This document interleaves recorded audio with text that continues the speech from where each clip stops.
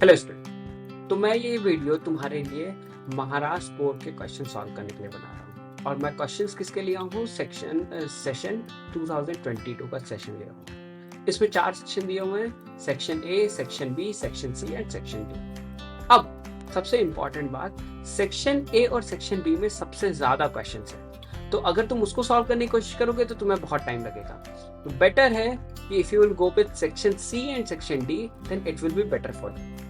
Now, next thing that I will discuss, that is the how to solve the questions. देखो, सबसे ज्यादा important इसमें है कि you will go with only the easy question. Firstly, solve all the easy questions क्योंकि उसमें time नहीं लगेगा, तुम्हें ज्यादा सोचना नहीं पड़ेगा। अगर तुमने अच्छी खासी थोड़ी सी भी प्रिपरेशन की होगी, तुम्हें इजी क्वेश्चंस अच्छे तरीके से समझ में आ जाएंगे कि कैसे सॉल्व करना है।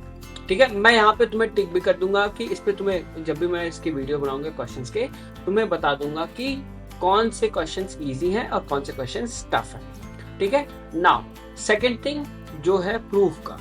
प्रूफ भी तुम्हारे लिए 2-3 इंपॉर्टेंट टॉपिक से आते हैं जो कि तुम्हें डिस्कस करना पड़ेगा, जो कि तुम्हें समझना पड़ेगा कि कैसे सॉल्व कर सकते हो इसको। अब मेरे पास जब अगर ये कर लिया तुमने तो तुम 75 to 80% सिलेबस कंप्लीट कर चुके हो। जो तुम्हारा 20% बाकी है वो है तुम्हारे हार्ड क्वेश्चंस पे। हार्ड क्वेश्चंस में भी अगर थोड़ा सा दिमाग लगाओगे तो क्वेश्चंस हो जाएंगे, I can assure with that thing. ठीक है, तो पहले हम लोगों को क्या करना है, और हाँ, हार्ड क्वेश्चंस के अगर इंटेंसिटी होगा तो वो सेक्शन ए और सेक्शन बी में आने की ज्यादा होगी as compare to section C and section D, क्योंकि एग्जामिनर भी तुमसे चाहता है कि तुम पास हो जाओ।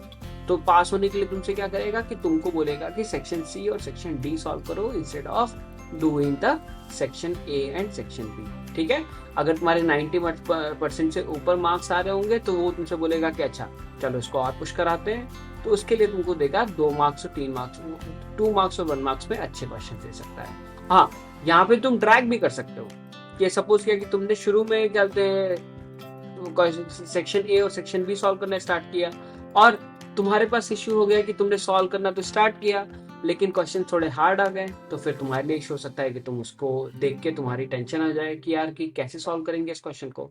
तो बेटर है कि मैं बोलूंगा आपको कि सेक्शन सी और सेक्शन डी को पहले सॉल्व करो, सेक्शन ए और सेक्शन बी को बाद में सॉल्व करना। अब इस वीडियो की हम बात कर लेते हैं। इस वीडियो को मैंने 2 पार्ट्स में क्रिएट करके रखा होगा।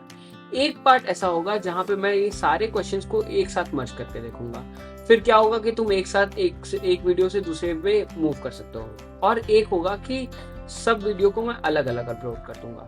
तो फिर क्या होगा कि जिस क्वेश्चन पे तुमको जाना है वहां पे तुम जाके और उस क्वेश्चन को देख सकते हो। ठीक है, तो दोनों पार्ट मैं यहाँ पे अपलोड कर दूंगा, जो तुम्हें सही लगे उस तरीके से जाना and that will be better for you. And at last I just want to say all the best for your examination. Patience रखो, you will get good marks in this.